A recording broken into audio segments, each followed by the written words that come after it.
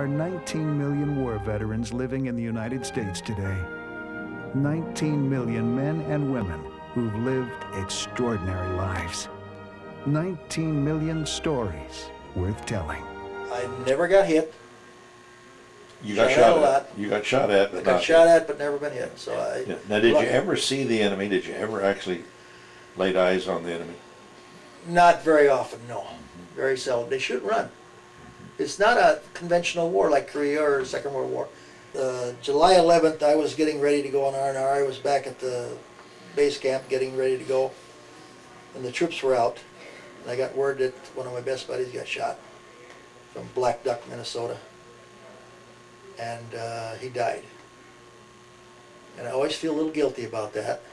Oh, was he in your division? Is my platoon. In your platoon? Yeah. Yeah. And why'd you feel guilty? well, I wasn't there, for one. Would it have been better if I'd have been there? Maybe I'd have got killed? Don't know. It's just the circumstances. Yeah. It always rings in your mind that way. Whether, you don't know. It's hard to say. Yeah. Went to Tokyo, and this sergeant that got wounded with the arm, he was in Camp Zama, and so was my platoon sergeant. Oh. That got hit in the leg, all the 19th of June. So two of us, we went to Camp Zama to see those guys. I see. Well, the sergeant with the arm, we didn't get to see him. They wouldn't let us in there, but we seen my platoon sergeant. He almost fell out of bed when he seen us coming. He went, "What are you guys doing here?" We had a good time in Camp Zama and all that kind of stuff. We went up in the Yukon Mountains and rode around the lake up there, and that was kind of fun. Now, how long did R&R last? 1 week. You were there for 7 days. Yep. And we come back, and the same old thing again. We're just doing the same thing. We rode a lot of helicopters, and these boats take us out on patrols, and just the routine stuff. So then along about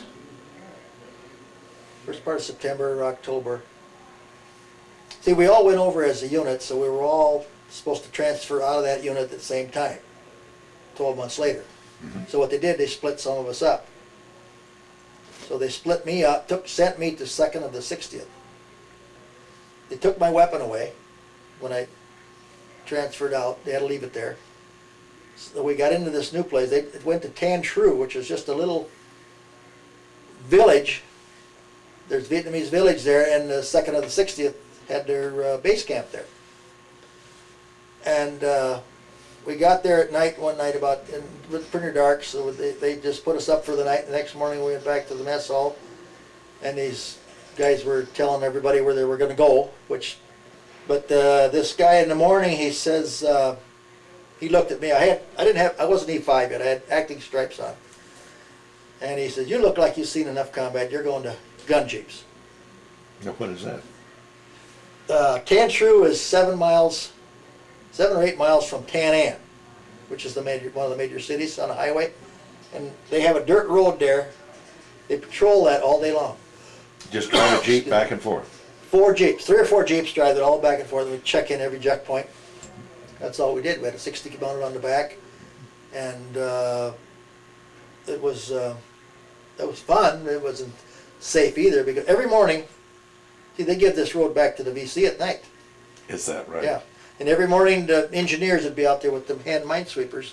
They'd walk this whole road. And there'd be a platoon of infantry on each side, and walk along the road. And every once in a while they'd find a mine in the road, and they'd blow it up, and they'd bring a load of dirt in and fill it up. And they usually take about 11 o'clock before they got the road open. Just amazing. And that happened day after day? Oh, day after day. Now they do it with machines, they're bigger now.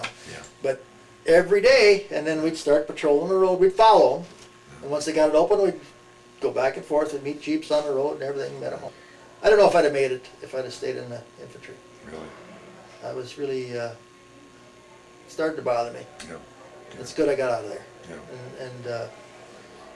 And I did that for, the last 3-4 months over there. Did you have a lot of rides in choppers? Oh yeah, we did a lot of flights too, but now. Tell us about a typical ride in a chopper.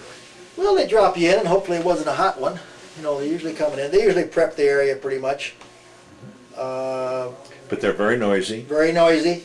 You'd probably, I don't know how many you get in probably 6, 8, or 8 or 10 in a helicopter. And they had open doors. No doors. No seats, just sit on the Sit on floor, the floor. feet hanging out. They tip the thing, you're not gonna fall out.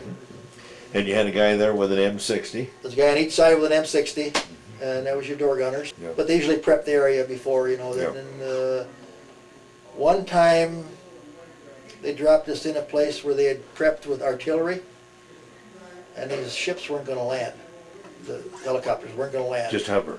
We got up about 10 feet, and I was the first one out, and he says, get going. I jumped out, full pack helmet. Helmet went one way, I went the other way, and I couldn't hardly walk after that. But tell us about leaving Vietnam. Well, that was one of the best days of my life there.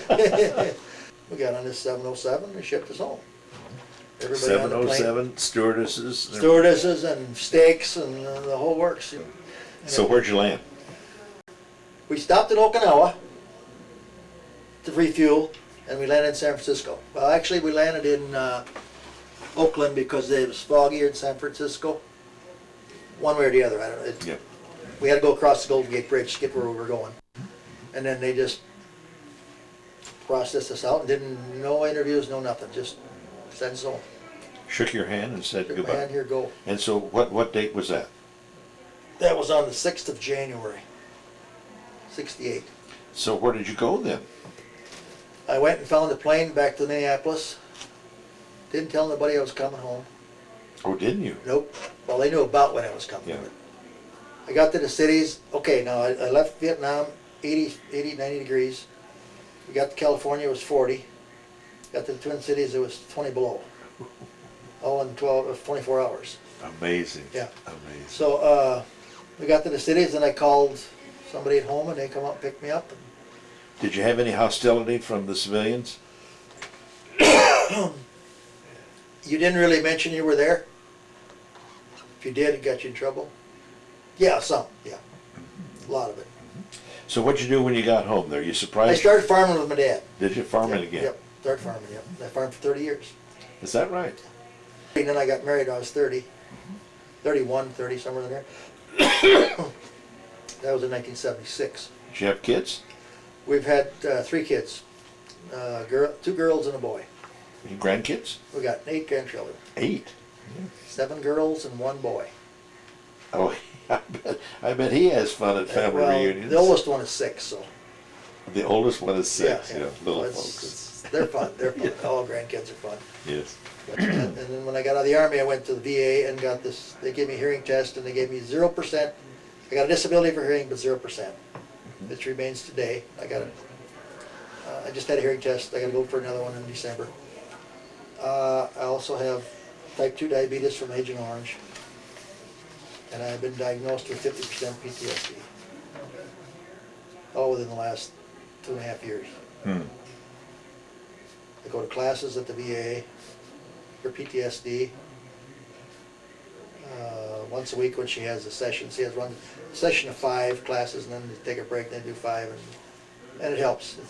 And this is therapy for me right here, what I'm doing now. Mm-hmm. Mm-hmm. It all helps. Mm-hmm. That's right. We have several people out there that don't talk about it at all. Still don't talk Still about don't talk about it. Yeah. It's not Yeah. good, not good. it. Yeah. Well, I'm sure that perhaps you hope their time will come when they Yeah, can, yeah, yeah, I when hope they they can do. release Yeah. it. Yeah. Now, are they at reunions and all? Them guys, well, out of our big companies that what has the reunions, we're in contact with over 100 of them. 52 or so showed up at Las Vegas a year and a half ago. Which is pretty good Which turnout. is real good. Yeah. And it's great. Yeah. You know, you kind of wonder how you're going to talk to these guys. I've seen them for 35, 40 years. After you've been there 5 minutes, it's like you've been there forever. Yeah. It's just all brothers. Yeah. It's just great. And it's great. Yeah. Now, when will you have another reunion? Hopefully next year. I don't know if somebody puts it on. That's, You have to have somebody it's- organize. It's a lot of work. I'm sure it It is. sure is. Yeah. It's a lot. I don't know if it'll happen. I hope it happens. We're all getting older. Yeah. We'd like to want to have one every 2 years, but you know. Yeah. Well, as we sum up our interview here, how would you consider your military and your life? How did it affect your life? Well, I got the PTSD, which I had when I got out of service. Never admitted it.